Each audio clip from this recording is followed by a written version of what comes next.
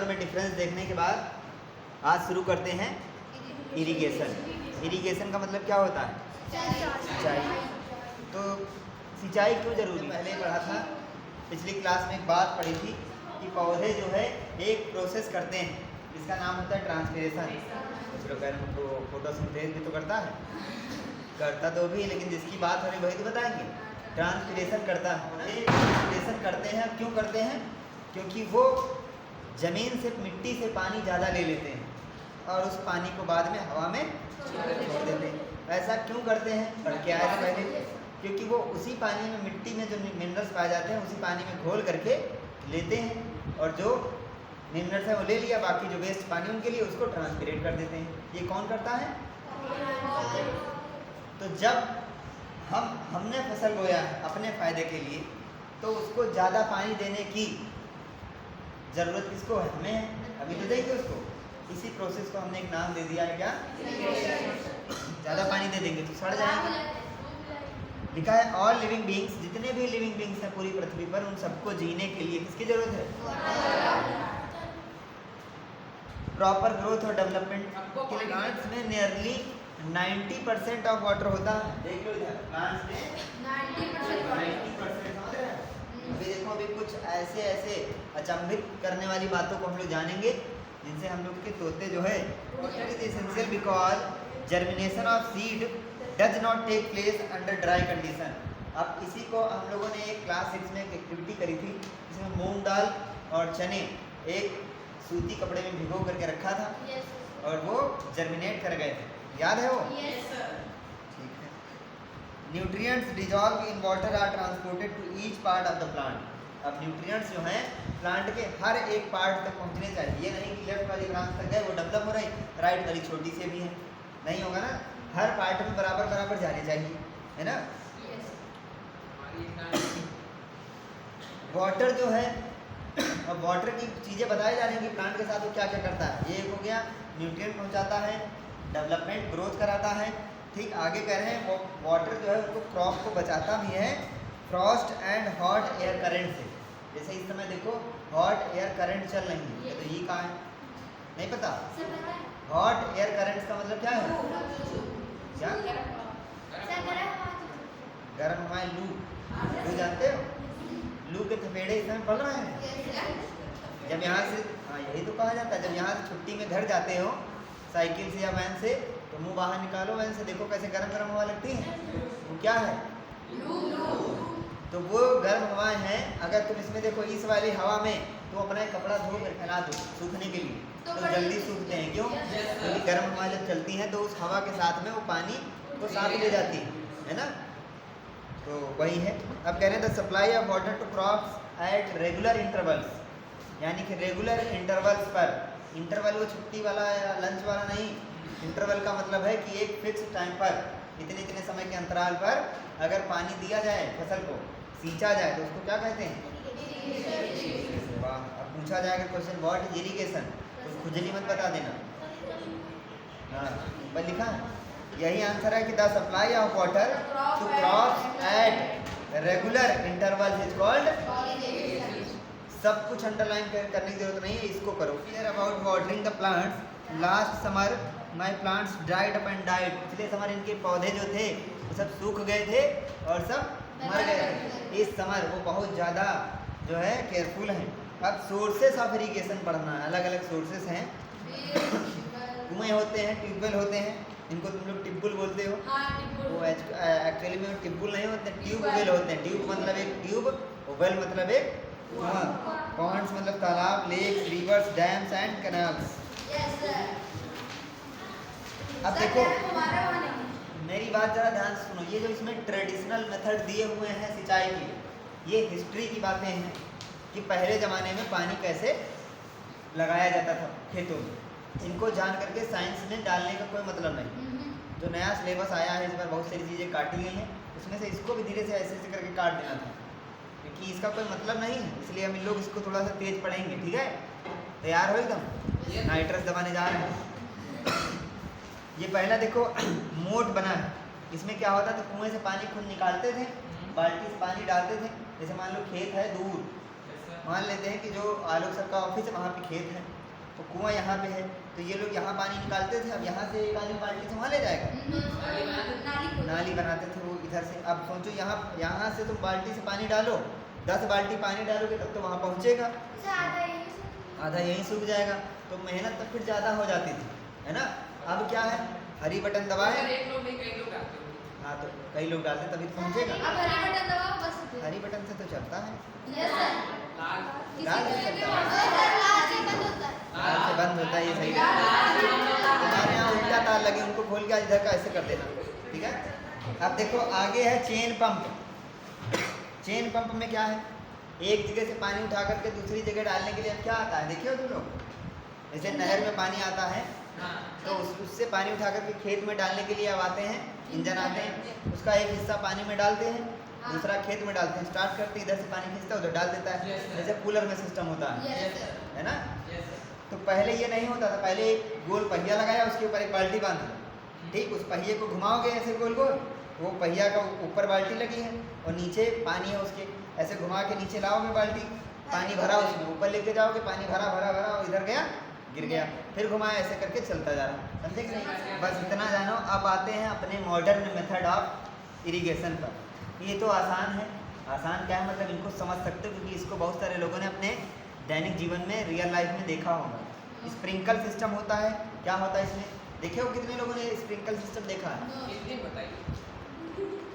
बताएं, हिंदी में बोलेंगे इसको बौछार सिस्टम, कहीं तो देखा। बौछार स्प्रिंकल सिस्टम में क्या होता है, एक मोटर लगा रहता है, वो कहीं से पानी खींचता है किसी सोर्स से, टंकी से या फिर ज़मीन से, जैसे भी उसका सिस्टम हो, और पाइप होते हैं लंबा, मान लेते हैं कि ये जो है इस गेट इस खंभे से वहाँ तक के, ये जहाँ पे हम खड़े हैं क्यारी है, ठीक है, इतना बड़ा एक खेत है, तो इसमें वहाँ से एक पाइप डालेंगे लंबा सा, इतना लोहे का, यहाँ तक डाल देंगे मजबूत पाइप, और इसमें मोटर बांध दिया, उधर मोटर से पानी इसमें इस पाइप में आएगा, उधर लास्ट तक चला जाएगा।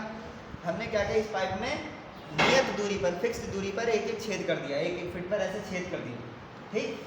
अब वहाँ से पानी चलेगा तो क्या होगा, बीच में बहेगा, फुहारे के रूप में बहेगा, तो पूरे खेत में बराबर पानी जा रहा है। बस यही है इसमें, सर हम भी करेंगे, तुम भी करना। देखो इसमें बना है, इसमें हाँ वैसी पाइप आती है, ये नहीं कि जो घर में पाइप हो उसमें बैठे छेद कर रहे हो, ये हुआ स्प्रिंकल सिस्टम। ये जो वो होती हैं नर्सरी वगैरह, इसमें लगे रहते कहीं कहीं, और जो लोग रहमान खड़ा फार्म हमारे साथ गए थे, तो यहाँ से तो कोई नहीं गया था, वहाँ लगा हुआ था। अब आते हैं, उससे आसान है ड्रिप इरिगेशन सिस्टम। ये तो पता है, कुछ लोगों ने बनाया था इसका प्रोजेक्ट, जो लोग नहीं जानते उनको बता दें, सेम वही सिस्टम, यहाँ से वहाँ तक पाइप डाला, ऊपर छेद करने के बजाय नीचे छेद करो, या फिर साइड में करो, और छोटा छेद, बड़ा नहीं। और इसमें पानी प्रेशर से नहीं डालते हैं, इसमें प्रेशर से डाला था ना, इसमें स्लो पानी डालते हैं, क्योंकि इसमें बूंद बूंद करके पानी गिरता रहता है। Drip irrigation. अब आते हैं प्रोटेक्शन फ्रॉम वीड्स। फसल बो दिया हम लोगों ने, खेत को जोत लिया हमने, बो दिया, उसके बाद पानी लगा दिया उसमें, अब बारी आती है उसको वीड्स से बचाने की। यानी कहाँ हो, क्या तो पानी लगाया, फसल धीरे धीरे उग रही है, अब उग रही है, अब उसको बचाना है किससे, कीड़े मकोड़ों से, चीड़ों से, है ना, चिड़ियों से, बहुत सारे चीज़ों से बचाना है, जानवरों से बचाना है। लेकिन अभी पढ़ना किससे है, प्रोटेक्शन फ्रॉम वीड्स। क्या करना है देखो, have these other plants been planted purposely, मतलब ये कह रहे हैं कि वो लोग ये खेत में गए थे, वीड का प्लांट था, वहाँ पे गेहूँ की खेती हो रही थी, उन्होंने देखा उस गेहूँ के साथ में उस फसल में और भी कुछ उगाया था, इसमें गेहूँ नहीं लगा था। वो जो पौधे थे, क्या वो चाह करके बोए गए थे, अपने आप उगाए? क्या वो फायदेमंद थे? क्या वो नुकसानदायक थे? ये कैसे कह सकते हो? हाँ, बस यही तो जानना है, क्योंकि अगर तुमने नो सर या यस सर बोला, उसके पीछे का कारण भी तुम जान रहे हो, खाली बोल रहे। वीड्स जो हैं वो हर तरीके से देखा जाए तो नुकसानदायक ही हैं। कैसे?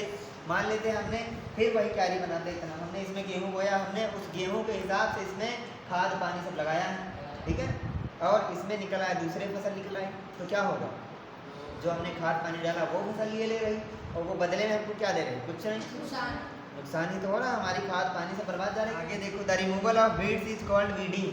देखो कितना कठिन वर्ड, वीड्स को खेतों से निकालना क्या कहलाता है ना? Weeding is necessary since weeds compete with, अब देखो वही बात रिपीट कर रहे हैं कि वो जो वीड्स हैं वो कम्पीट करते हैं जो हमारी मेन फसल है। जरा इसको डायग्राम बना के समझाते हैं। मान लेते हैं कि ये खेत की जमीन है, देख रहे हो जमीन, ये इसमें गेहूं का पौधा लगा है, इसको डबल कर रहे हैं, गेहूं का खेत पौधा है, ठीक है, दिख रहा है? इसके साथ में एक नया पौधा उगाया है, ठीक, इधर भी उगा इधर भी उगा। हमने गेहूं के लिए खाद पानी डाला था, केले मौज कर रहा था, साथ में ये दोनों निकल आए। अब इसके साथ में कम्पीट ये कर रहे हैं कि हम जो है हमारा ले लें। अच्छा, इसको हमने पाल पोस के बड़ा किया था गेहूं को, तो ये क्या है, उतना ज़्यादा मजबूत नहीं है और ये खुद उगे हैं, तो ये क्या है, ये ज़्यादा निकाल लेंगे कि नहीं? कौन कमजोर हो जाएगा? समझे कि नहीं? इसीलिए कह रहे हैं कि खुद बनो। अब देखो प्रोटेक्शन फ्रॉम वीड्स हम लोगों ने कुछ पढ़ लिया था इसके बारे में कुछ पढ़ लिया था कुछ। पहले तो ये जान लें कि वीड्स होते क्या है। अनडिजायरेबल प्लांट्स जो हमारे क्रॉप में उगाते हैं उनको क्या कहते हैं? ऐसे प्लांट्स जिनकी हम चाहत नहीं रखते, जो अपने आप उगाते हैं, जो हमारे लिए किसी प्रकार से फायदेमंद नहीं है बल्कि हमारी फसल के नुकसानदायक, वो क्या है? इनको अपने खेत से अपनी फसल से हटाना ही क्या है? प्रोटेक्शन करना कहलाता है। अब इनको रिमूव करने के लिए, जैसे हम रिमूव करते हैं इनको फसल से, तो इस प्रोसेस का एक नाम दे दिया गया, वीडिंग कहते हैं उसको। क्या कहते हैं? वीडिंग।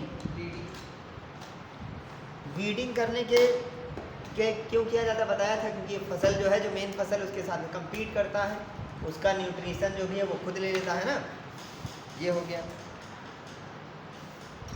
अब कुछ जो किसान हैं वो अपने आप को, अपने खेत को पहले से ही, क्योंकि उन्हें पता है, जैसे तुम लोग तो अब पढ़ रहे हो, लेकिन जो किसानी कर रहा बहुत सालों से उसको तो पहले से पता होगा ना कि ये उगेंगे। तुम बहुत सालों से कर रहे हो हाँ ठीक है, उसको तो पता होगा कि जो वीड्स निकल आएंगे वो पहले तैयार रहता है। तो कोई फसल बोने के पहले टिलिंग करते हैं, जब जोतते हैं खेत को। तो लगिंग क्या होता है? टिलिंग जोतना। लगिंग क्या होता है? लगिंग नहीं, प्लोइंग जोतना। देखो प्लोइंग नॉर्मल जोतना, टिलिंग मतलब उसको पलटना वाला जो पढ़ा था ना।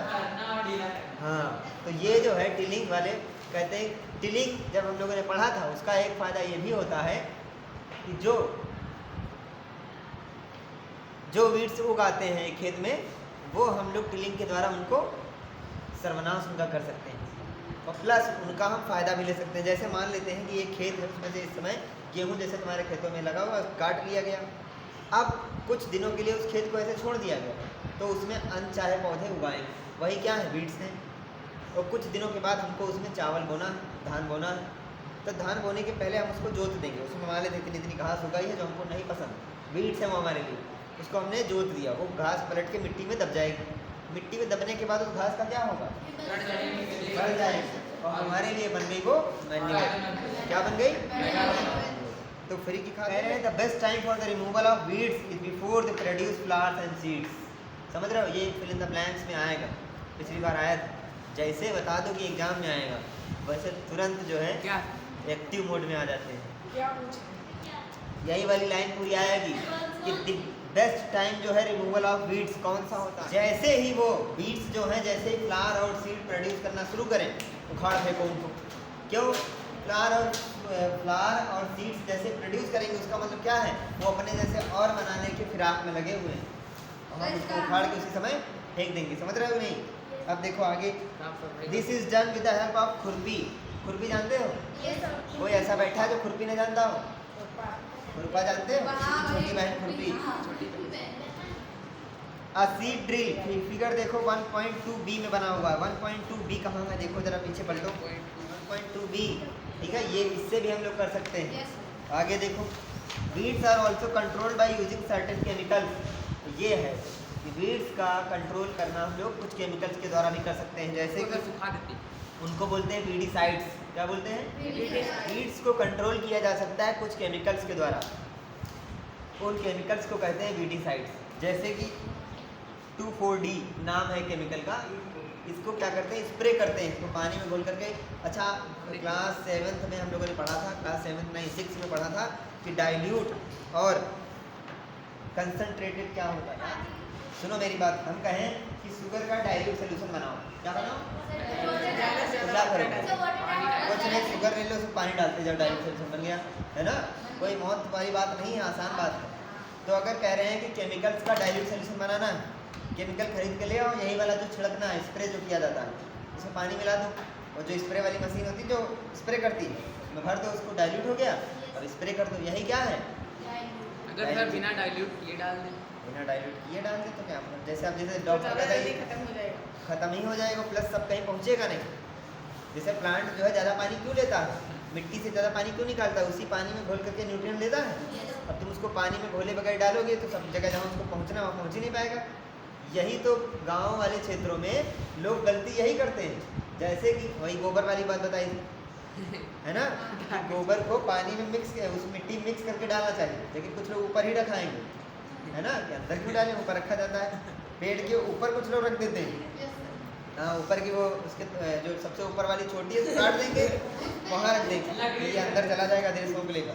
ये नहीं पता पौधा सोखता ऊपर से नहीं है, नीचे से, ऊपर से तो वो छोड़ता, समझे कि नहीं? ऐसे करते हैं कुछ लोग, नहीं देखा सबने होगा, बताएंगे कोई।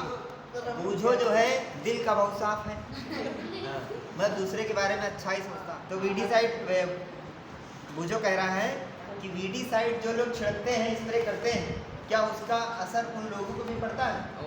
बहुत तेज पड़ता है, बहुत ज़्यादा पड़ता है। अभी देखो बता रहा तुम लोग को, जब बाग धुली जाती है तब देखो जो लोग बाग धुलते समय वहाँ पे होते हैं, यहाँ पे दर्द होता है, होता है कि नहीं होता है? कहाँ पे? माथे में बहुत तेज दर्द होता है, नहीं होता? कभी गए हो? आँखों में होता है, होता है ना, क्योंकि वो क्या है, एक प्रकार का जहर, वो जो है किसी चीज़ को मारने के लिए विषैला पदार्थ है, और जब उसका थोड़ा सा भी पार्ट हमने इनहेल कर लिया सांस के द्वारा, तो क्या हुआ, हमारे सिस्टम को रोकने लगा हो, और हमारा जो सिस्टम रुक रहा है तो क्या होगा, दर्द होगा। तो सर जो छिड़कते हैं लेके वही तो, बंदूक, हाँ वही तो, अरे वो बहुत ज़्यादा सेफ्टी रखते हैं, प्लस वो उसके लिए इम्यून हो गए। जैसे कि तुम लोगों में से बैठे हुए ज़्यादातर लोग बीड़ी नहीं पीते होंगे,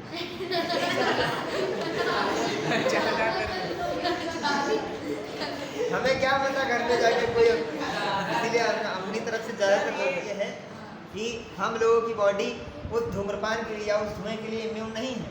बस वो खुशबू तो मारता है, कौन? धुआं वो। हाँ सुनो तो पहले पूरी बात, मैंने बताना क्या चाह रहे हैं उसको समझ लो।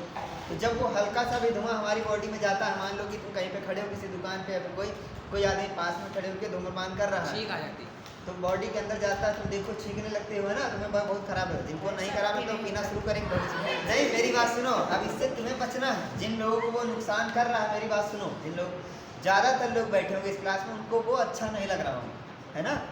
तो जिनको अच्छा नहीं लग रहा और जो लोग इसका लगातार सेवन कर रहे हैं, मेरी बात सुनो, अभी थोड़ा ध्यान देने वाली है कि जिनको अच्छा नहीं लग रहा, उनका बस केवल हल्का सा धुआं उनकी बॉडी में गया, उनको बेकार लग रहा, और जो लोग लगातार उसका सेवन कर रहे हैं, तो वो सेवन ही तो बोलते हैं, तो वो जो है उसके लिए इम्यून हो चुके, उनकी बॉडी उसके लिए इम्यून हो चुकी है ना? और तुम्हारी बॉडी को अभी नहीं पता है कि इसके लिए इम्यून होना, इससे बचना, इसलिए उस धुएं के जरा सा भी अंदर जाने की वजह से उसके कैंसर कम होने की तुम्हारे ज़्यादा संभावना है।